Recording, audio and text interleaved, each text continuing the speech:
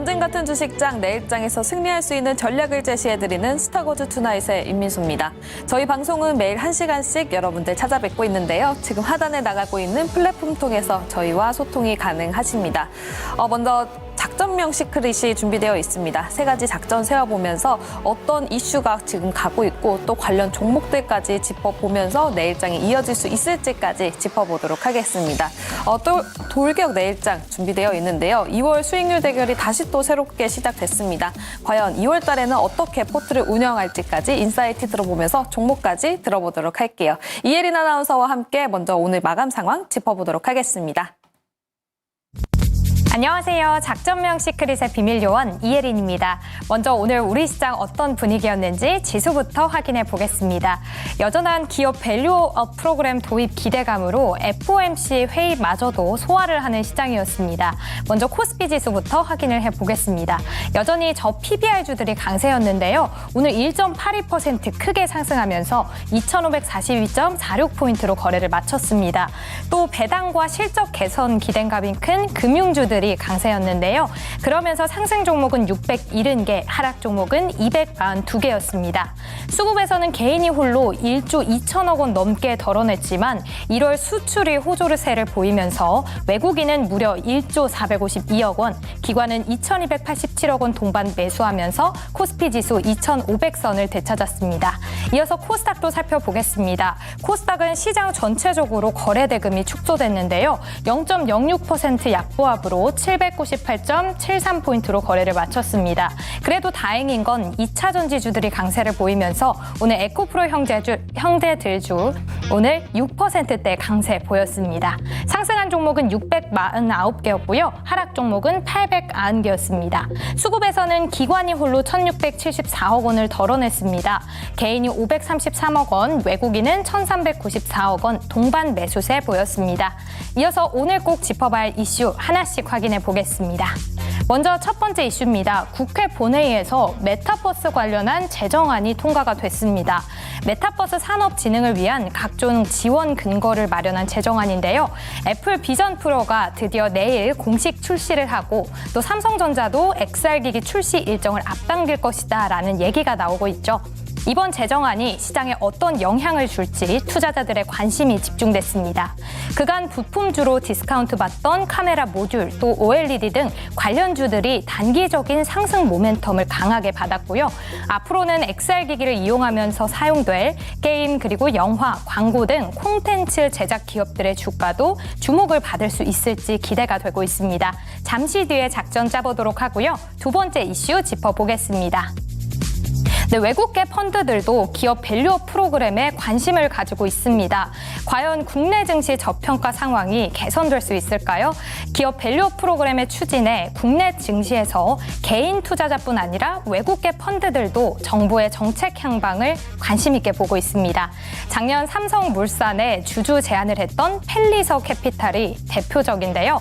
과거 소액주주가 권리 요구하는 게 계란으로 바위치기였다면 이제는 개인 투자자들이 크게 늘면서 긍정적인 동력이 생겼다고 말했습니다. 저 PBR주의 상승 랠리가 이제는 테마 장세에서 하나의 흐름이 돼가고 있는데요. 자세한 인사이트 나눠보겠습니다. 이어서 마지막 이슈 짚어보겠습니다. 네, 일본이 17년 만에 금리 인상 가능성이 커졌습니다. 일본은 그동안 양적 완화 정책으로 마이너스 금리를 유지하고 있었는데요. 17년 만에 금리를 인상할 가능성이 높아지면서 ETF에 돈이 몰리고 있습니다. 그중 하나로 코덱스 일본 토픽스 100은 올해 들어 8.3% 올랐는데요. 원엔 환율이 오르면 추가 수익을 얻는 구조입니다. 일본 증시가 사상 최대치를 기록하고 있지만 엔화가 여전히 저평가 상태여서 지금 구조에서 이 환차익을 누린 투자자가 몰리고 있는 건데요. 국내에 설정된 37개 일본 펀드에는 올해 들어서 923억 원이 순유입됐습니다. 이렇게 오늘 장 지수와 이슈까지 살펴봤고요. 본격적으로 작전 짜보도록 하겠습니다. 네, 한교수 매니저, 백인현 매니저와 함께 작전 세워보도록 하겠습니다. 어서 오세요. 안녕하십니까. 네, 안녕하세요. 먼저 백인현 매니저님, 오늘 시장 어떻게 보셨나요? 네, 오늘 전반적으로 저 PBR 관련 종목들만 상승하는 장이었고요. 반대로 이제 반도체랑 바이오 같은 고 PBR 관련 종목들은 상대적으로 낙폭이 컸던 하루였던 것 같습니다. 뭐 그 외에 대표적인 고PBR 관련 종목으로는 2차전지도 있었는데 2차전지는 최근에 워낙 많이 빠졌었기 때문에 오늘 장에서는 뭐 LNF를 비롯해서 양극재 업체들 전반적으로 좋은 모습을 보였고 뭐 그 외에 엔캠 같은 경우에도 사상 최고치를 찍으면서 전반적으로 주가 흐름은 굉장히 좋았다라고 보시면 될 것 같습니다. 하지만 일단 외국인과 기관의 수급 쏠림은 코스닥보다는 코스피로 쭉 몰리는 분위기여가지고 아무래도 이제 코스피 저PBR 관련 종목들이 상대적으로 많다 보니까 그쪽으로 계속해서 수급이 유입되는 모습이었습니다. 그래서 당분간 저PBR 관련 종목들이 지속적으로 가는지 여부 체크하셔야 될 것 같고 저PBR 관련 종목들이 지속적으로 간다라면 기존에 이제 반도체랑 바이오 같은 고PBR 관련 종목들은 상대적으로 부진한 흐름이 이어질 수 있다라고도 보시면 될 것 같습니다. 그리고 하나 체크해야 될 포인트는 2차 전지 관련 종목들도 고PBR 관련 종목인데 오늘 많이 올랐거든요. 따라서 저PBR 관련 종목들이 지속적으로 간다고 하더라도 반도체랑 바이오도 지금 워낙 많이 빠졌던 시점이기 때문에 관련 종목으로도 여러분들이 낙폭 과대에 따른 오늘 2차 전지처럼 반발 매수세가 들어올 수 있으니까 지금은 오히려 반도체랑 바이오 여러분들 계속해서 눈여겨보셔야 될 때가 아닌가라고 생각하고 있습니다. 알겠습니다. 저PBR도 물론 봐야 되지만 낙폭 과대 종목들 이 부분도 체크해 보시면 좋겠습니다. 다음 한규순 매니저님 오늘 시장 어떻게 보셨나요? 예, 뭐 오늘 시장에 대한 정리를 한번 해보게 되면 자, 저PBR로 몰리는 기관, 외국인 수급 뭐 이렇게 한번 정리를 좀 해봤는데요. 지금 시장 분위기가 한 일주일 정도 기간을 두고서 순식간에 시장 분위기가 180도 바뀌는 그런 흐름이 나와서 시장에 대해서 대응하기가 좀 쉽지 않았던 그런 한 주간이 아니었나라는 그런 생각을 좀 해볼 수가 있는데요. 일단 지금 시장의 수급이 그동안 그렇게 뭐 공격적으로 들어오지 않았던 기관하고 외국인 투자자들의 수급이 모두 지금 코스피 시장의 저PBR 관련주를 중심으로 집중적으로 매수가 들어오고 있는 부분이 가장 중요한 포인트라고 보시면 되겠습니다. 그동안 강세를 보였던 반도체 종목들은 그래서 상대적으로 약세를 보이는, 그러니까 고PBR 관련주가 되겠죠. 성장주 같이 성장주 맨날 얘기했던 종목들은 상대적으로 고가주다 보니까 그 고PBR 주로 분류가 되다 보니까 걔네는 밀렸고 저PBR 관련주 자금이 몰린 형태. 고요. 특히나 이제 국내 투신권을 비롯한 기관 투자가들이 그런 이제 코스닥 종목이라든가 일부 반도체 종목을 털고 코스피 대형주로 시장에 자금을 이동하는 이런 형태가 진행되다 보니까 시장 분위기가 양극화되는 이런 듯한 양상들을 보였는데 앞으로 이 기관 투자가들과 외국인들의 이 고PBR 관련주에 대한 매수가 얼마나 지속적으로 들어올지 이 부분을 좀 보셔야 될 것 같고 앞서도 말씀드렸지만 이제 반도체 종목군들이 상대적으로 시장에서 소외되면서 조정을 받았습니다만 시장 자체가 하방 경직을 보이고 밀리지 않는 상태에서 반도체가 계속 떨어질 가능성은 높지는 않습니다. 그래서 반도체 종목들은 어느 정도 조정이 충분히 나왔고 저점을 찍었고 이제 소폭의 반등이 좀 나오면서 어느 정도 중간 바닥은 달릴 거로 보고 있는데 여전히 중장기적인 성장 가치는 좀 좋은 것으로 보고 있습니다만 반도체 종목들이 올라가려면 역시 수급이 다시 들어와야 된다는 점도 체크 좀 하시기 바랍니다. 알겠습니다. 그럼 이거를 하나 여쭤보고 싶은데 그러면 투자하는 성향에 따라서 달리해보면 네. 좋을 것 같다라는 생각을 하게 됐어요. 단기적으로 좀 상승에 올라타고 싶다 하시는 분들은 저PBR 관련주, 아니다 나는 좀 안정적으로 성장하는 섹터에 투자하고 싶다 하는 분들은 반도체 쪽으로 투자를 해보면 좋을까요? 그렇게 하시면 되겠죠. 될 건데 일단 지금 현재 이 PBR 관련주들의 반등세가 일시적인 반등이냐 내지는 추세적인 반등이냐 여부를 일단 우리가 분명히 좀 판단을 하셔야 될 것 같습니다.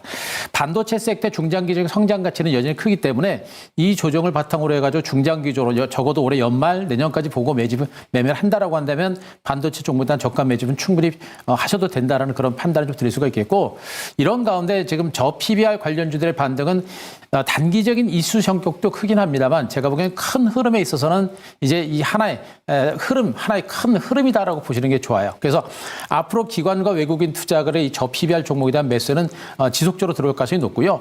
정부 차원에서 코리아 디스카운트를 해소하고자 하는 의지가 상당히 강력하고 그 의지가 강력할수록 우리나라 대기업들과 그리고 저PBR 종목들에 대한 자사주 매입과 자사주 소각이라는 재료가 앞으로도 계속해서 나올 수 있는 가능성이 높습니다. 가장 중요한 부분들은 제가 항상 말씀드렸듯이 우리나라 기업들은 정말 말도 안 되게 저평가됐다라는 그런 얘기를 참 많이 해드렸었죠.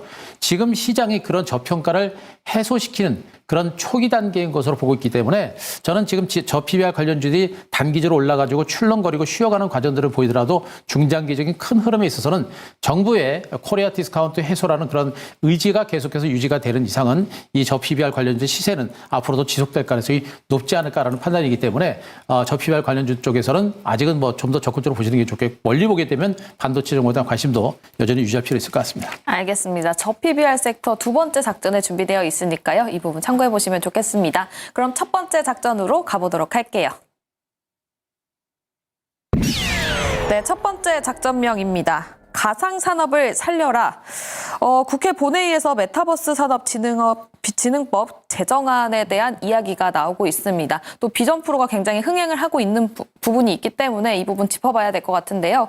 먼저 백인현 매니저님, 지금 XR 기기 그리고 VR 관련해서 그 시장은 어떻게 보십니까? 일단 전반적으로 이제 작년에 나왔던 언론 보도를 인용한다면 XR 메타버스 관련 시장 같은 경우에는 매년 30% 이상의 성장률을 보이면서 2030년까지 매년 30% 이상 성장률을 보일 거라고 예상이 되고 있는데 일단 전반적으로 산업 성장성은 거의 명확하다라고 보시면 될 것 같습니다. 다만 그 속도가 우리가 기대했던 것만큼 잘 나오고 있는지만 여러분들 체크를 하시면 될 것 같고 일단 그 초석이었던 애플의 비전 프로가 사전 예약 12일 만에 20만 대 이상 팔렸기 때문에 어느 정도 첫 출발은 굉장히 괜찮았다라고 보시면 되고 그리고 애플의 비전 프로 이후에도 뭐 삼성전자나 퀄컴 그리고 구글이 파트너십을 체결해서 올해 6, 7월 달에 새로운 XR 기기를 어느 정도 공개를 한다라고 밝혔고, 그리고 연말 전에는 그 XR 기기를 출시한다라고도 밝혔기 때문에 아마 한 3, 4월 달부터는 삼성전자의 XR 기기 관련해서도 언론 보도를 통해서 나올 거라고 저는 생각을 하고 있습니다. 그래서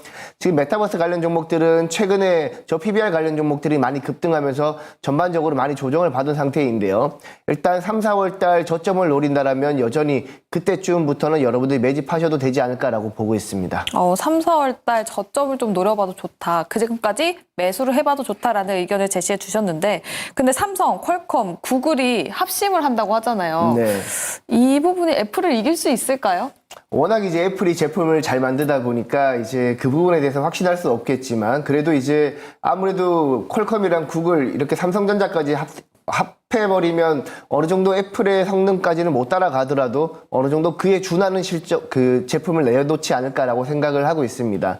그리고 일단 뭐 삼성이랑 퀄컴이랑 구글이 합심하게 되면 언론 보도를 통해서 굉장히 많이 나올 거기 때문에 일단 주가는 실제 제품이 그것보다 좋지 않을지라도 일단 기대감 때문에 움직이기 때문에 뉴스 플로우로부터 관련 기기에 관련해서 보도가 나오기 시작한다라면 뭐 관련 XR 기기 소프트웨어라든지 하드웨어 쪽으로도 계속해서 수급이 몰릴 수 있다라는 점 판단하시면서 여러분들이 매매를 하시면 될 것 같습니다.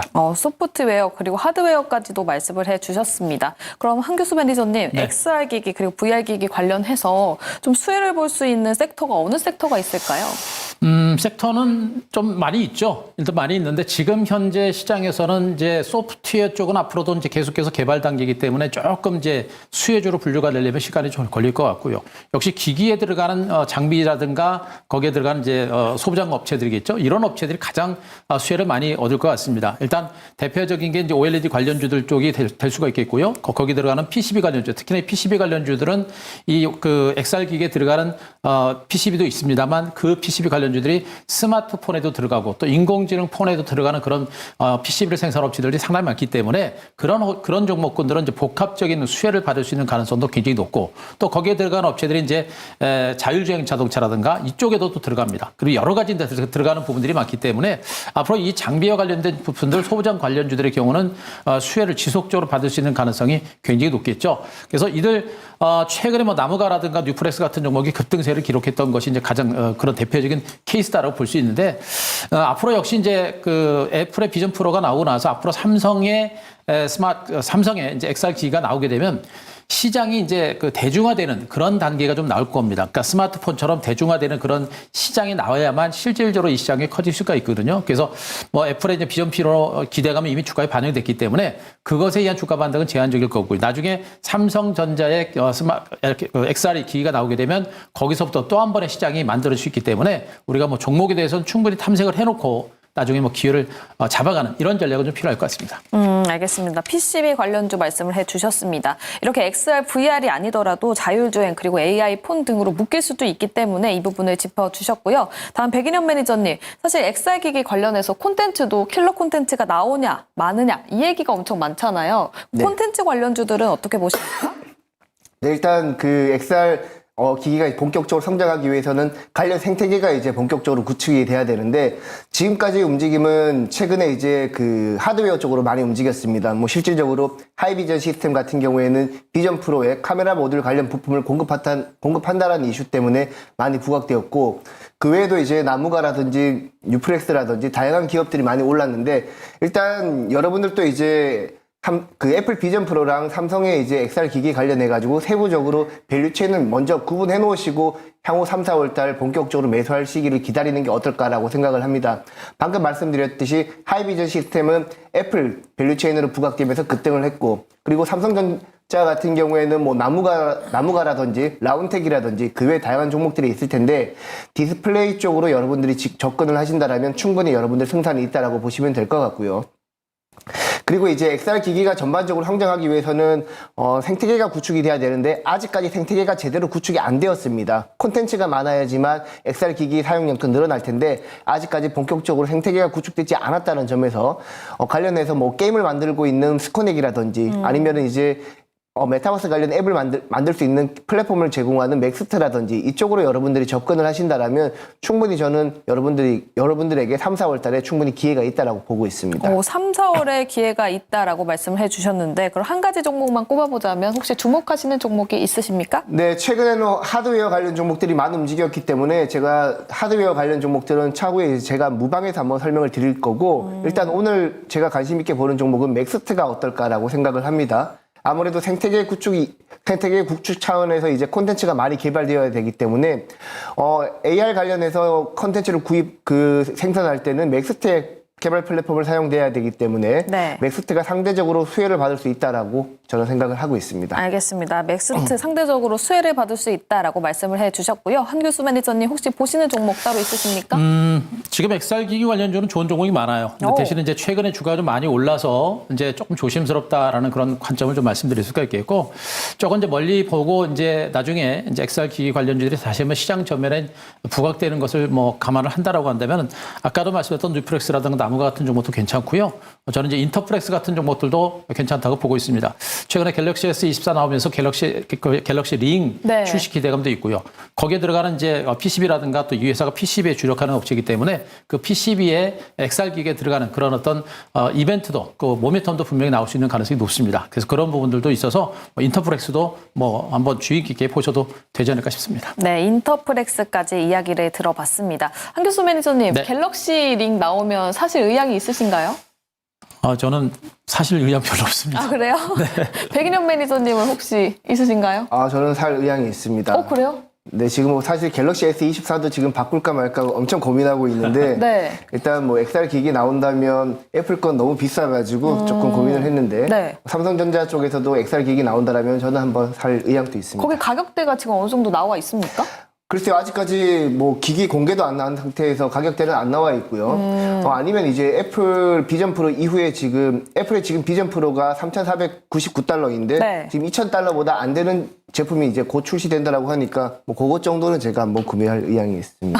알겠습니다. 제 주변에도 한번 물어봤는데 갤럭시 링 혼자 사는 분들은 좀 관심이 있더라고요. 혼자 살면, 혼자 아프면 이제 신고해줄 사람이 없으니까 활용할 수 있을 것 같다라는 얘기가 있어서 한번 여쭤봤습니다. 그럼 첫 번째 작전은 여기서 마무리하도록 하고요. 두 번째 작전으로 넘어가 보도록 할게요. 네, 두 번째 작전명입니다. 코리아 디스카운트를 넘어서입니다. 코리아 디스카운트 해소를 넘어서 코리아 프리미엄으로 만들 수 있을지 이 부분이 굉장히 중요할 것 같은데요.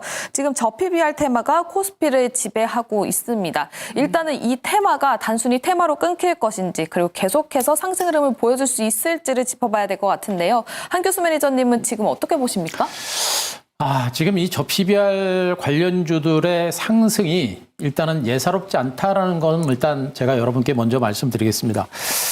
얼마 전부터 이제 정부 차원에서 이제 코리아 디스카운트를 해소하겠다라는 그런 얘기가 나오기 시작하면서부터 시장에 이제 관심들이 조금 늘어나기 시작한 것을 보고 있고 또 정책적으로 뭔가 만들기 정부의 이제 움직임이 나오면서 기관과 외국인 투자가들의 매수가 상당히 공격적으로 들어오기 시작하는 그런 흐름이 나왔었죠. 일단 이 코리아 디스카운트 해소를 위해서 지금 현재 자사주를 매입을 하고 또 자사주 소각을 하는 부분에 대해서 정부에서 기업들한테 약간은 압박하는 약간은 소각까지는 자율적으로 맡기긴 했습니다만 지금은 그러나 소각까지도 자율적으로 할 수 있게끔 지금 그 유도를 하고 있는 과정들이거든요. 자사주 소각이라고 하는 부분들은 뭐냐면 기업의 가치 자체가 굉장히 높아지는 겁니다. 지금 현재 미국 증시가 매그니피센트 7 종목 주식으로 계속해서 주가가 사상 최고가를 경신하고 있듯이 그들 업체들은 돈을 벌면 버는 즉시 바로 자사주를 매입해서 소각을 하는 이런 과정들이 반복이 되면서 계속해서 장기간에 걸쳐서 이어지고 있는 것이거든요. 지금 국내 증시도 그런 형태의 흐름이 나올 수 있는 가능성이 높고 현재 국내 증시는 너무나 저평가를 좀 많다고 했죠. 현대차, 기아 같은 것들 퍼 4배, 5배 그리고 은행권 같은 것도 2배, 3배, 4배 이렇게 절대적으로 저평가된 대형주가 워낙에 많습니다. 그런 종목들이 자사주 매입과 자사주 소각을 한다라는 것 자체가 엄청난 호재가 되는 것이고 그걸 바탕으로 기관과 외국인들의 매수가 강하게 들어옵니다. 기관과 외국인 투자가들은 이들 대형주들을 굉장히 많이 선호하고요. 국내 증시에서 너무나 저평가된 걸 알기 때문에 외국인 기관들은 이런 어떤 자사주 매입과 소각이라는 재료를 자체로 엄청난 큰 모멘텀을 생각하고 그렇게 공격적으로 들어오고 있는 것이거든요. 적어도 저는 이제 저 PBR 종목들은 저평가가 어느 정도 해소가 되는 시점하고 플러스 뭐냐면 단순하게 PBR 자체가 낮다 그래서 주가가 가는 게 아닙니다. PBR이 낮으면서 앞으로 실적이 더 좋아질 수 있는 종목들이 지금 시장을 이끌어가고 있거든요. 예를 들면 기아차, 현대자동차 같은 종목들은 지금도 실적이 나오고 있고 매출도 잘 나오고 있거든요.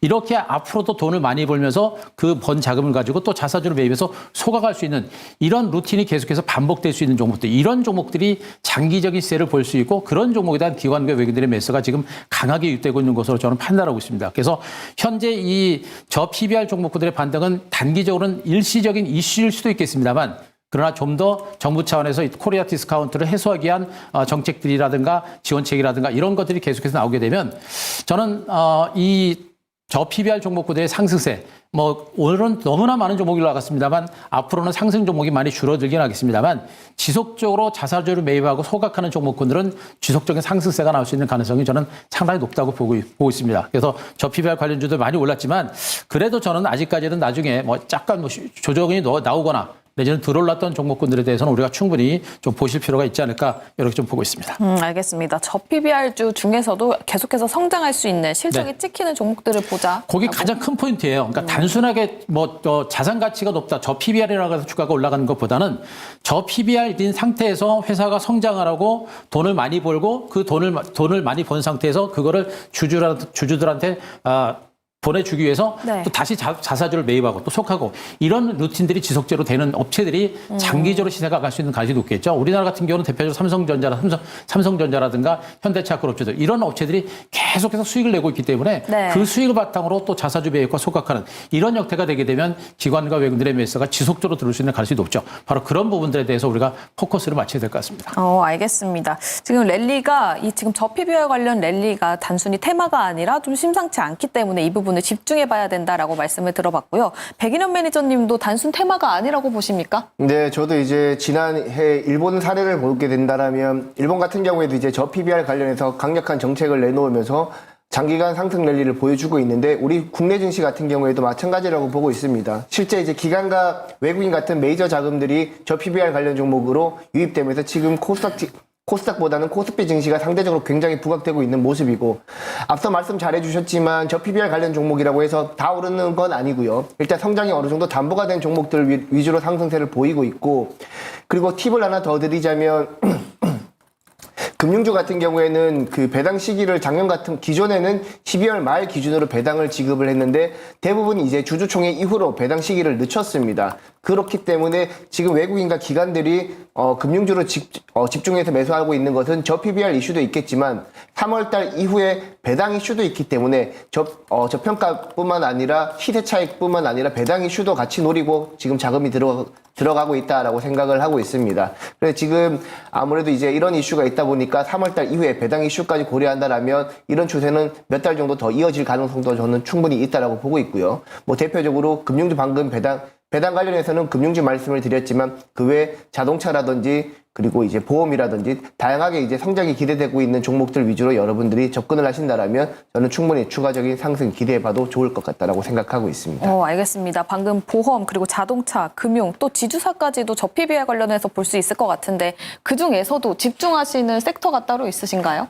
저는 이제 지금 보게 되면 아무래도 배당 이슈가 있는 금융주가 좋아 보이는데 워낙 많이 올랐기 때문에 상대적으로 알려지지 않는 저 PBR 관련 종목들도 괜찮다라고 보고 있습니다. 아무래도 이제 건설 기계 쪽도 굉장히 저 PBR 관련 종목들이 많은데요. 네. 왜냐하면 중국 쪽에서 본격적으로 올해 경제 부양책을 펼치면서 아무래도 그 인프라 투자가 많이 늘어날 텐데 국내 건설 기계 업체들이 기존에는 중국향 비중이 높았는데 최근에는 유럽이랑 미국 쪽으로 매출이 많이 나오고 있거든요. 근데 이제 중국 쪽으로도 나오기 시작한다라면 저 PBR인데다가 성장도 같이 노릴 수 있다는 측면에서 건설 기계 관련 종목들도 저는 좋게 보고 있습니다. 알겠습니다. 건설 기계 관련 종목 그리고 HD 현대 건설 기계를 주목해보자라고 말씀을 주셨습니다. 다음 한교수 매니저님은 똑같은 질문으로 드릴게요. 뭐 자동차, 금융, 지주사, 보험까지도 있는데 이 중에서 집중하시는 부분 있으십니까?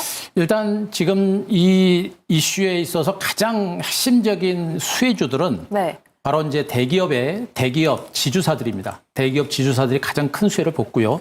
그리고 금융주들 중에서도 은행주가 지금 가장 큰 수혜주로 이제 부각이 되고 있다라고 일단 보시면 될 것 같아요. 그러니까 우리가 이제 지금 그 이슈를 중심으로 우리가 가장 중요하게 보셔야 될 부분들이 뭐냐면 정부의 이 주주환원 정책에 대해서 기관과 외국인들이 공격적인 매수가 들어오고 있죠. 들어오고 있다는 얘기는 뭐냐면 이 이슈에 대해서 그렇게 중요하게 보고 굉장히 관심 있게 보고 있다는 얘기가 되는 것이고요. 지금 해외 펀드 쪽에서는 자사주 매입과 더불어서 즉시 소각 내지는 상당 부분을 바로 즉시 소각하는 이런 정책도 한번 펴라라는 그런 얘기까지 강하게 나오고 있습니다. 아마 기업들의 자율적인 자사주 매입과 소각이 만약에 약간 약화되게 되면 이런 강제적인 정책들이 나올 가능성이 높고 그런 정책들이 좀 더 강화되게 되면 아마 이제 저 PBR 주들의 레이스가 좀 더 강하게 나올 가능성이 높은 것으로 보고 있는데 아까도 말씀하셨듯이 대기업 지주 회사들 같은 경우는 뭐 삼성 같은 종목들, 삼성물산 같은 이런 종목이 대표적인 종목들이 되겠죠. 우리나라 한국 경제를 쥐락펴락하면서 장기적으로 시장의 어떤 성장세를 이끌어갈 수 있는 대표적인 리딩 기업들 그리고 현대차, 기아 같은 종목들 이런 종목들이 지속적으로 아까도 말씀드렸습니다만 한국 경제를 대표하고 그 산업을 이끌어가기 때문에 산업 자체가 좋아지게 되면 그만큼 수익이 많이 나게 되고 그 수익을 바탕으로 자사주 매입이 이어지고 장기적으로 이어지는 겁니다. 거기다가 너무나 저평가된 상태죠. 그렇기 때문에 그들 종목군들이 더 갈 수 있기 때문에 대기업 그 지주사들 이런 종목들이 이제 1차적인 수혜주가 될 것이고요. 은행주도 있고 보험주도 있고 증권주도 있는데 그중에는 은행주가 탑이 될 겁니다. 은행주가 퍼가 가장 낮죠. 4배 이상 굉장히 저평가된 그런 종목들이고 PBR 자체도 굉장히 낮습니다. 이런 가운데 은행주들은 최근에 수년 동안 계속해서 수익을 계속해서 쌓아왔고 실질적으로 자사주 매입과 소각을 계속해서 반복을 해왔습니다. 거기다 정부 차원의 이런 정책이 나오다 보니까 이제는 자사주 매입 규모라든가 소각 규모를 더 높이는 이런 형태가 됐죠. 그 정부 차원에서 또 요즘에 이제 은행권에 대한 압박이 좀 이어지다 보니까 아마 정부 정책을 은행권에 좀 적극적으로 수용하면서 이렇게 자사주 매입과 그리고 소각을 강화할 가능성이 높습니다. 그래서 은행주들도 여전히 뭐 저평가됐고 성장성과 이런 부분에 있어서는 금리들 고금리 상태가 유지가 되고 있기 때문에 이런 부분을 보게 되면 은행주들도 이번 저 PBR과 관련된 섹터에서는 가장 큰 수혜주로 계속 유지가 될 가능성이 높지 않을까 이렇게 보고 있습니다. 그럼 종목은 삼성물산 좀 주목해보면 좋을까요? 종목은 이제 삼성물산이 여기 대표적인 종목으로 보고 있는데요. 아까도 말씀했지만 대형주들, 대기업 지주사가 가장 큰 수혜를 볼 가능성이 높습니다. 삼성물산의 주가도 그렇게 뭐 덩치 큰 종목인데도 불구하고 주가가 지금 순식간에 지금 현재 5일째, 지금 6일째인가요? 주가 급등이 나왔고 나흘째 지금 수직 급등세가 나오고 있는데 그만큼 지금 이들 종목에 대한 기관 외국인들의 수급이 강한 겁니다. 삼성전자가 지금은 상대적으로 실적이 부진하지만 과거의 실적이 좋아지면서 퍼가 뭐 4배, 5배, 6배, 7배 이렇게 굉장히 저평가됐던 그런 상태를 우리가 봐왔고 앞으로 삼성전자가 올해부터 실적이 더 좋아지게 되면 삼성전자를 비롯해서 이제 삼성 지주사들의 실적이 좋아지게 되면 삼성물산의 실적도 같이 좋아지면서 그러면서 자사주 매입이라든가 이런 것들을 더 강화할 가능성이 높습니다. 실질적으로 지금 현재 삼성물산이 자사주 매입 규모를 더 높이겠다라는 그런 발표까지 했기 때문에 이런 흐름들은 앞으로 계속 진행이 될 가능성이 높아요. 그래서 당장 머리가 추격 매수하거나 이런 것은 아닙니다만 장기적으로 봤을 때는 이런 이슈는 꾸준하게 주가 상승의 어떤 호재로 작용할 가능성이 크지 않을까 이렇게 좀 기대를 해 보겠습니다. 네, 삼성물산을 말씀해 주셨고요. 여기서 포인트는 계속해서 실적이 성장할 수 있는 종목을 보시면 좋을 것 같습니다. 지금 또 코리아 디스카운트가 해소가 됐을 때 국민연금 수급자가 수혜가 가능하다고 하니까 주식시장에도 그렇고 전반적인 경제 상황에도 그렇고 또 저희가 국민연금을 받아야 되지 않겠습니까? 그렇죠. 네, 모두 해소가 되면서 좋은 방향으로 갔으면 좋겠습니다. 네, 이렇게 저PBR 관련주까지 이야기를 해봤습니다. 그럼 세 번째 작전으로 넘어가 보도록 할게요. 네, 세 번째 작전명입니다. 엔화 강세 관련 ETF를 찾아라 라는 이야기가 나왔습니다. BOJ 오늘 4월에 마이너스 금리 해제에 대한 전망이 또 나오고 있습니다. 백인현 매니저님, 그냥 전반적인 증시 시장으로 보면 일본이 금리 인상을 하면 우리나라가 수혜를 받을 수 있나요? 지금 상황에서는 아무래도 이제 수혜를 못 받는 분위기로 이어지고 있죠. 왜냐하면 지금 일본이 금리를 인상하게 되면 지금 엔화 가치가 상승하게 되잖아요. 그렇게 이제 외국인 투자자 입장에서는 엔화 가치가 상승하게 되면 기존에 저금 마이너스 금리에서 엔화를 빌려가지고 해외에 투자했던 자금들이 거의 회수가 되게 됩니다. 그 과정에서 미국이라든지 유럽 쪽 증시가 조금 하락할 가능성이 있고요. 우리나라 같은 경우에는 중국뿐만 아니라 미국 증시를 많이 따라가다 보니까 조금 영향을 받는다라고 보시면 되고, 그리고 엔화 가치가 지금 향후에 이제 상승하게 되면 그 해외 외국인 투자 자본 같은 경우에는 지금 사야지만 일본 주식을 가장 싸게 살 수 있다는 인식이 팽배해져 있습니다. 그렇기 네. 때문에 아무래도 조금 저렴하게 살 수 있다는 측면에서 우리 한국보다는 일본 쪽으로 수급이 쏠린다는 측면에서는 우리나라엔 조금 불리하다라고 보시면 될 것 같습니다. 지금 그래도 저PBR 관련해서 우리나라가 이야기가 나오면서 외국인 수급이 들어오고 있는 거죠? 근데 이제 일단 외국인 수급 같은 경우에는 코스피로 들어가고 있는데 지금 과거 일본이랑은 지금 상황이 조금 많이 다르다고 보시면 돼요. 왜냐하면 일본 같은 경우에는 지난해부터 적극적으로 부양하면서 증시가 올랐던 이유는 과거 일본 기업들 같은 경우에는 버블 시기에 워낙 된통 당했기 때문에 장기간 디플레이션 때문에 투자를 적극적으로 하기보다는 기업들이 자체적으로 이제 유보금을 계속해서 쌓는 쪽으로 이제 많이 진행이 되었기 때문에 아무래도 이제 저PBR 해소하기 위해서 자사주 매입 후 소각하는 측면에서 유리할 수도 있고요. 그리고 배당금을 지급하는 차원에서도 유리할 수 있는데 우리 국내 기업들 같은 경우에는 아무래도 이제 벌어들이는 족족 투자를 하기 때문에 네. 아무래도 현금 배당이라든지 그리고 자사주 매입 측면에서는 일본 기업에 비해서 상대적으로 조금 불리하지 않나라고 생각도 들고 있고요. 그리고 일본 증시가 살아날 수 있었던 이유는 일본 가계 자산 중에서 현금성 자산 비중이 한 34.5% 정도 됩니다. 그런데 우리나라 같은 경우에는 현금성 자산이 한 15.5%밖에 안 되거든요. 네. 가계당. 그렇기 때문에 아무래도 일본 증시가 부양했을 때 가계 자산이 증시로 투입될 수 있는 자금이 한국보다는 일본이 더 많았다라는 측면에서 일본과 지금 한국을 직접적으로 비교하기는 좀 어렵고요. 그리고 또 한 가지 말씀을 드리자면 일본 같은 경우에는 저PBR 관련 종목들 관련해서 구체적인 증시 부양안을 내놓으라고도 했지만 고PBR 관련 종목들에 대해서도 구체적인 이제 증시 부양 정책을 나라 차원에서 지원을 했는데 아직까지 우리나라는 저PBR 이외에는 나온 얘기가 없기 때문에 네. 고PBR에 대한 증시 부양 정책이 나와야지만 전반적인 종목들이 함께 오르지 않을까라고 저는 보고 있습니다. 고PBR에 대한 증시 부양 정책도 함께 나와야 전반적인 시장이 잘 간다라는 이야기를 해봤습니다. 그럼 또 한규수 매니저님께 여쭤보고 싶습니다. 네. 지금 일본이 GDP 성장률 전망치를 높였기 때문에 이 엔화가 상대적으로 강세를 보일 것이다라는 기대감이 형성이 되고 있습니다. 그러면 투자자 입장에서는 좀 확실시되는 엔화 강세에 올라타는 게 좋을까요? 아니면 우리나라 시장에서 계속 투자를 하는 게 좋을까요? 너무 어려운 질문인 것 같아요. 일단 엔화 강세라고 하는 부분들은 일단 일본의 이제 금리 인상이라고 하는 부분들이 얼마나 이제 지속성을 가지느냐라는 부분들을 좀 보셔야 될 것 같거든요. 제가 보기엔 지금 당장 일본이 금리 인상을 한다고 하더라도 긴축 정책으로 전환한다고 하더라도 그게 이제 일시적인 현상으로 될 가능성이 높고요. 추가적으로 금리 인상이라든가 이런 것들을 단행하려면 상당한 좀 시간이 좀 걸리지 않을까라는 생각을 좀 하고 있습니다. 다만 이제 금리 인상이라 이런 것들을 보는 것보다는 지금 이제 일본 경제가 굉장히 많이 개선되고 있다는 부분들, 또 네. 미국 경제와 더불어서 일본 경제가 따라가고 있는 부분들, 이 부분을 본다라고 한다면 앞으로 미국 증시가 큰 탈 없이 추가적으로 올라간다라고 한다면 일본 증시도 추가적으로 올라갈 수 있는 가능성은 분명히 있겠죠. 다만 지금 미국 증시가 빅테크 기업들을 중심으로 실적이 일부는 좋아지지만 일부는 저 꼭지를 찍는 그런 조짐들도 분명히 나오고 있어서 미국 증시가 곧바로 상승세를 계속해서 이어가기는 조금 쉽지 않지 않을까라는 그 경계를 좀 해볼 수가 있겠고, 그렇게 되면 일본 증시도 지금 당장 그렇게 많이 가지는 못할 겁니다. 근데 어쨌든 간에 미국 경제가 더 좋아지고 미국 증시가 더 가게 되면 일본 증시가 더 갈 수 있어서 일본에 대한 어떤 관심들은 분명히 가지실 필요도 있다라고 보실 수가 있겠고, 네. 그러면서도 아까도 말씀드렸듯이 국내에서 이런 어떤 정부의 적극적인 코리아 디스카운트를 해소하고자 하는 이런 의지가 강력하고 거기에 따른 정책까지 뒷받침된다라고 한다면 한국 증시도 그래도 만년 이 코리아 디스카운트에서 벗어날 수 있는 그런 장세가 오지 않을까라는 기대감이 있기 때문에 한국 증시에 대한 기대감도 같이 가셔도 될 것 같습니다. 알겠습니다. 한국 증시에 대한 기대감 여전히 놓으면 안 된다라고 이야기를 들어봤습니다. 지금 일본이 금리 인상을 시사하면서 엔화 ETF가 굉장히 후끈한 열기가 있다고 합니다. 이 엔화 ETF 관련해서는 수수료가 따로 없나요? 환전 수수료?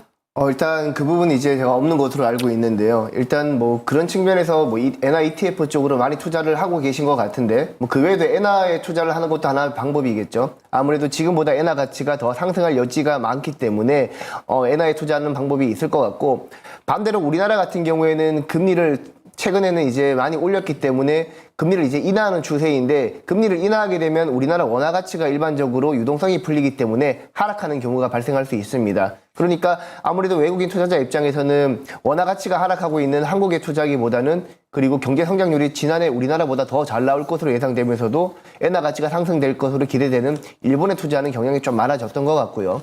그래도 다행인 점은 오늘 이제 외국인과 기관 같은 경우에는 국내 저 PBR 관련 종목들로 많이 유입되면서 일본이 많이 올라가지고 투자 대안처를 제대로 찾지 못했던 외국인 해외 자금 같은 경우는 우리나라로 유입될 수 있다라는 가능성 정도는 확인했다는 측면에서 네. 우리나라 증시도 향후에는 한번 기대해봐도 좋지 않을까라고 생각하고 있습니다. 네, 또 오늘 보니까 니케이 지수는 살짝 빠졌는데 우리나라는 외국인과 기관의 수급이 또 올라가는 하루를 보였습니다. 이 부분 체크해 보시면서 투자 유의하셨으면 좋겠습니다. 작정면 시크릿 여기서 마무리 지어보도록 하고요. 내일장으로 돌격해 보도록 하겠습니다.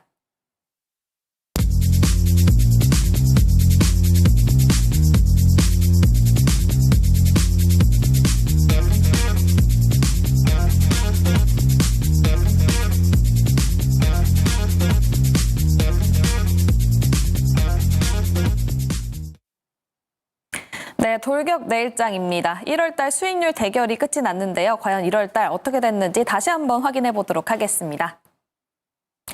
네, MBN골드 4인 매니저의 수익률 대결이 펼쳐졌습니다. 출연 당일에 한 종목씩 편입이 가능하고요. 시가총액 1,000억 원 이상인 종목만 편입이 가능합니다. 수익률은 매일 종가를 기준으로 합산값이 나가고요. 방송 다음 날 거래일 지정가로 편입이 되는데 매수가에 도달하지 못했을 경우에는 시초가로 편입이 됩니다. 목표가 터치 시에 가격 전략 재설정이 가능하고요. 손절가, 익절가 터치 시에 포트에서 제외됩니다. 단 월 4회 가격 전략 수정이 가능하고요. 매도는 언제든지 가능합니다. 방송 다음 날 시초가로 매도됩니다. 먼저 수익률 순위 확인해 보도록 할게요. 네, 개인 순위 102년 매니저가 한 달 내내 1등을 차지하고 있었죠. 수익률 20%로 마무리가 됐고요. 2위에는 조범수 매니저, 그리고 3위에는 한규수 매니저 자리했습니다. 다음 종목별 순위도 확인해 보도록 할게요. 네, 종목별 순위에서도 102년 매니저의 종목이 1위를 차지했습니다. 레뷰 코퍼레이션이 29.87% 수익률을 보였고요. 2위에는 한규수 매니저의 종목이었습니다. 태성 25.58% 수익률로 마무리됐습니다. 그리고 3위에는 조범수 매니저의 에이펙트가 23.19%로 마무리되면서 1월 포트 대결은 끝이 났습니다. 네, 1월달 2024년 첫 번째 우승을 거머쥔 102년 매니저님, 먼저 포트 리뷰해 볼 텐데요. 어떤 종목 리뷰해 볼까요? 네, 그 K엔솔이라는 종목 리뷰해 보도록 하겠습니다. 그 K엔솔 같은 경우에는 제가 반도체 관련 종목으로 투입을 했는데요. 최근에 이제 그 반도체 관련 종목들이 저 PBR 관련 종목들에 밀리면서 고 PBR 관련 종목으로 부각되면서 조금 상대적으로 조정을 받았던 모습을 보였는데, 오늘 2차 전지에서 확인할 수 있었듯이 2차 전지도 굉장한 고 PBR 관련 종목인데 오늘 굉장한 반등을 줬거든요. 그렇기 때문에 저 PBR 관련 종목들이 계속해서 강세를 보이고 있는 상황에서 추가적으로 매수하기 부담스러운 투자자들은 반도체 종목 중에서 상대적으로 낙폭이 좀 컸던 종목들 위주로 계속해서 유입이 들어가지 않을까라고 보고 있습니다.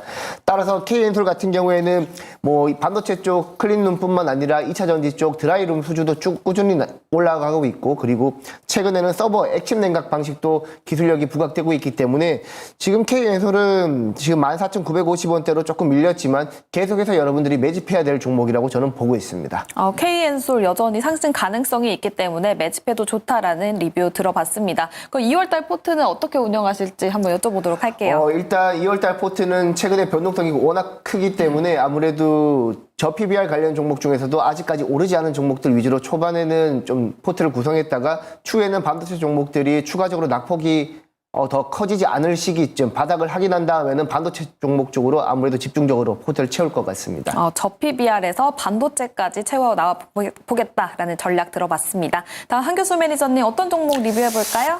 일단 SK 하이닉스부터 잠깐 한번 보겠습니다. 지금 그 최근에 시장이 이제 순식간에 저 PBR 쪽으로 매기가 이제 이동을 하면서 반도체 종목군들이 좀 힘을 못 쓰는 그런 상태가 되고 있어서 조금 아쉽긴 합니다만 여전히 이제 반도체 업황 자체는 분명히 살아있다라는 거, 그리고 SK 하이닉스와 삼성전자의 올해 실적 증가세는 분명히 더 이어질 가능성이 높기 때문에 반도체에 대한 어떤 종목들을 포기할 만한 그런 단계는 아닌 것 같고요. SK 하이닉스도 이제 은근하게 주가가 흘러내리고 있는 그런 과정입니다만 장기 박스권 상단을 이미 돌파를 한 상태이기 때문에 이 박스권을 깨고 내려오기 전까지 주가 흐름 자체는 뭐 무너진 상태는 아니다라고 보시는 게 좋을 것 같습니다. 그래서 현재 위치에서는 약간의 뭐 흘러내리거나 약간의 옆으로 기어가는 이런 과정이 좀 더 진행이 되고 나서 나중에 뭐 이제 1분기 실적이 뭐 가시화되거나 이럴 때 이제 주가가 다시 한번 움직일 가능성이 높아서 경기 자체가 완전히 꺾이거나 뭐 이런 흐름이 전개되지 않는 이상은 반도체 업황은 살아있기 때문에 아직은 뭐 재상승할 수 있는 그런 가능성이 높지 않을까라는 판단이어서 현재 구간 뭐 하이닉스 시간은 좀 걸리겠습니다만 조금 멀리 보신다라고 한다면 아직은 뭐 가져가셔도 될 것 같고요. 다만 말씀드렸듯이 이제 본격적인 재상승까지 조금 시간이 걸릴 수 있다라는 점도 일단 참고를 하시고 좀 멀리 보시면 가져가는 게 좋겠고, 짧게 보시게 되면 한번 일부는 정도 정리했다가 나중에 뭐 재매수하는 이런 전략도 필요할 것 같고요. SK 하이닉스와 더불어서 제가 말씀드렸던 종목 중에 뭐 삼성 SDS 같은 종목이 오늘 좀 올랐죠. 삼성 S도 올랐고 칩셋미드 같은 종목이 조금 계속 떨어지고 있는데 역시 특별한 악재가 있는 종목들은 아닙니다. 시장 자체가 좀 안 좋고 또 일시적인 어떤 수급 불안에 따라서 밀렸던 종목들이기 때문에 이미 많이 올랐던 반도체 종목들에 대해서는 뭐 밀렸던 종목들은 투매하는 것보다는 좀 더 가져가는 전략과 함께 나중에는 저가 매수도 한번 해볼 만한 그런 신고로 보고 있어서 애지간한 반도체 종목들, 기업가치 좋은 종목들은 아직은 포기하지 말자, 이런 말씀을 좀 드리도록 하겠습니다. 네, 반도체 종목들 아직 포기할 때가 아니다. 하지만 SK 하이닉스 여전히 좀 시간을 두고 올라갈 수 있기 때문에 이 부분 참고해 보시면 좋겠습니다. 그럼 또 한교수 매니저님, 네. 2023년 1등 랠리를 계속해서 펼쳤었잖아요. 네. 이번 2월 달에는 어떻게 포트 전략을 짜셨나요? 정말 1월 달은 좀 그 시장이 너무 변동성이 크고, 이제 예상치 않았던 변수들이 많이 등장해서 뭐 접근하기가 쉽지 않았습니다만, 이번 달은 마찬가지로 일단 시장의 중심을 좀 공략을 하려고 합니다. 일단 저 PBR 관련주들은 오늘까지 많이 올라서 조심스럽긴 합니다만, 그래도 덜 올랐던 종목에 대한 어떤 공략을 좀 계속해서 하면서 이제 단기적인 수익을 좀 노리려고 하고 있고요. 여전히 반도체 종목들이 좀 충분하게 조정을 받고 나면 나중에 또 한번 기회가 올 거를 일단 보고 있어서 반도체 쪽도 계속 볼 겁니다. 그래서 지금 현재는 아직까지는 시장의 중심 섹터가 저 PBR과 반도체이기 때문에 두 개의 섹터를 중심으로 이번 달도 계속해서 모니터링하면서 타이밍을 한번 잡아보겠습니다. 네, 두 분 모두 이번 달 전략으로 저 PBR 관련주 그리고 반도체를 담겠다라고 말씀을 해주셨습니다. 그럼 백인현 매니저님 어떤 종목 담으시나요? 네, 오늘 가지고 온 종목은 코리안리라는 종목입니다. 일단 저 PBR 관련 종목이기도 하고 향후에 성장이 기대되는 성장주이기도 하기 때문에 가져왔고요. 일단 코리안리는 재보험사라고 보시면 될 것 같은데 일반적인 보험사를 다시 한번 보험한다라는 느낌으로 보시면 될 것 같습니다.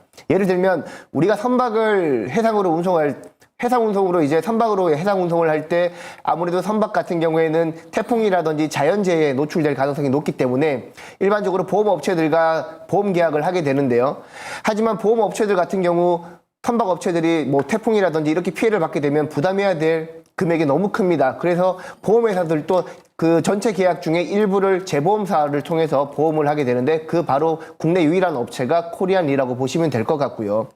코리안리 같은 경우에는 지금까지 계속해서 글로벌 시장에서 글로벌 재보험사 중에서도 가장 극심한 저평가를 받고 있는데 일단 기본적으로 PBR이 0.3에서 0.4배를 왔다 갔다 하고 있습니다. 굉장히 저평가의 기업이고 그리고 3분기 영업이익 같은 경우에도 코리안리의 시가총액이 1조 2,500억 밖에 안 되는데 3분기 기준 누적 영업이익이 지난해 누적 영업이익이 3,465억 정도 된다고 합니다.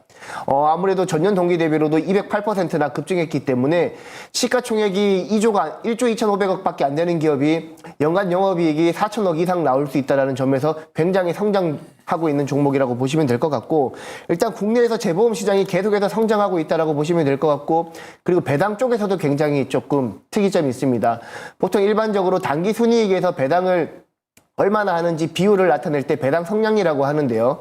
전체 단기 순이익에서 코리안리 같은 경우에는 보통 일반적으로 한 33% 이상의 배당 성량을 보이고 있고, 그리고 시가 배당으로도 5.5% 이상의 시가 배당률을 매년 보여왔기 때문에 향후에 배당 기대감도 기대할 수 있는 종목이라고 보시면 될 것 같고요.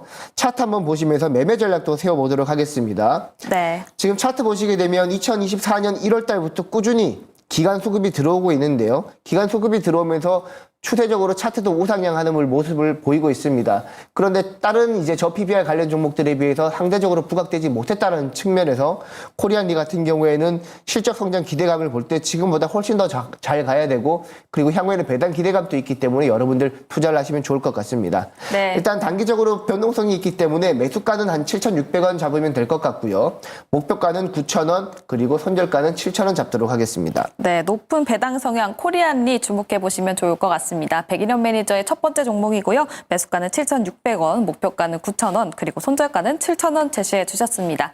다음 한규수 매니저님 어떤 종목 편입하시나요? 네, 저는 역시 저 PBR 종목 중에 오늘 현대차 이제 큰 종목을 좀 가지고 왔습니다. 현대차가 정말 시장에서 너무나 긴 시간 동안 소외됐었죠. 기아는 그나마 조금 더 올라가고 있습니다만 현대가 그동안 너무나 많이 못 올랐고, 어제 기아하고 현대차가 이제 시가총액이 바뀌면서 또 오히려 기아가 아니고 기아 현대라는 그런 말까지 나올 정도로 이제 약간 수모도 겪었죠. 하지만 오늘 주가 다시 올라가면서 시가총액이 다시 한번 이제 기아를 앞섰고요. 이제는 현대가 그동안의 장기적인 저평가 인식권에서 벗어나서 이제 움직이지 않을까라는 그런 기대감을 충분히 가져볼 만한 그런 위치가 아닌가라는 판단이고, 다른 이제 저 PBR 관련주가 좀 많이 올랐습니다만 이 종목은 아직은 못 오른 상태고, 오늘 6%가 올랐지만 이제 시작하는 종목이 아닌가라는 생각입니다. 지금 자동차 판매도 1월 판매량이 사상 최고치를 기록했던 작년 1월보다도 더 많은 그런 자동차를 판매할 정도로 자동차 판매가 여전히 계속해서 진행이 되고 있고요. 지난해 실적을 기준해서 퍼가 여전히 4배 정도밖에 안 되고요. 그리고 PBR 자체가 0.6배. 굉장히 저평가된 그런 종목이라고 보시면 될 것 같습니다. 여기다가 주주 수익을 위해서 매년 1%, 즉 3년간 자사주 매입을 하고 소각하겠다. 그리고 더 추가적으로 자사주 매입과 수각을 하겠다라는 그런 얘기를 했기 때문에 그것을 바탕으로 해서 앞으로 현대자동차에 대한 기관과 외국인들의 매수는 더 많이 들어올 겁니다. 자사주를 매입을 하고 소각을 하게 되면 매수하는 것 자체도 호재지만 소각을 하면서 주주들의 가치는 더 높아지는 것이기 때문에 주가는 올라갈 수밖에 없는 그런 여건들이 분명히 만들어질 가능성이 높다고 보여지고 있습니다. 자, 차트를 잠깐 보면서 말씀 좀 드리면요. 자, 가격 전략 말씀드리겠습니다. 현재 지금 현대차의 주가는 이렇게 긴 시간 동안, 너무나 긴 시간 동안 소액을 했습니다. 그렇게 자동차를 잘 판매를 하면서도 주가가 너무나 못 갔던 종목이죠. 이랬던 종목이 이제 이 주주하는 정책이라는 재료 바탕으로 움직일 수 있는 그런 여건이 분명히 만들어졌기 때문에 오늘 이 반등은 새로운 반등의 어떤 시그널로 보셔도 될 것 같습니다. 자, 28만 원 선에서 오늘 종가 마감됐는데요. 자, 매수가는 20만 6천 원 정도로 약간 내려서 하고요. 목표가 23만 원, 그리고 손절가는 19만 원 제시해드리겠습니다. 네, 현대차 목표가 23만 원을 제시해 주셨습니다. 다음 매니저들과 소통할 수 있는 창구 안내해 드릴 텐데요. 먼저 한규수 매니저님 안내해 주시죠. 네, 지금 이제 반도체 종목군들과 PBR 관련주들에 대한 궁금증들이 많이 계실 것 같습니다. 지금 제 한규수 네이버 밴드 가셔보면 오늘 제가 무료 방송 녹화를 했는데요.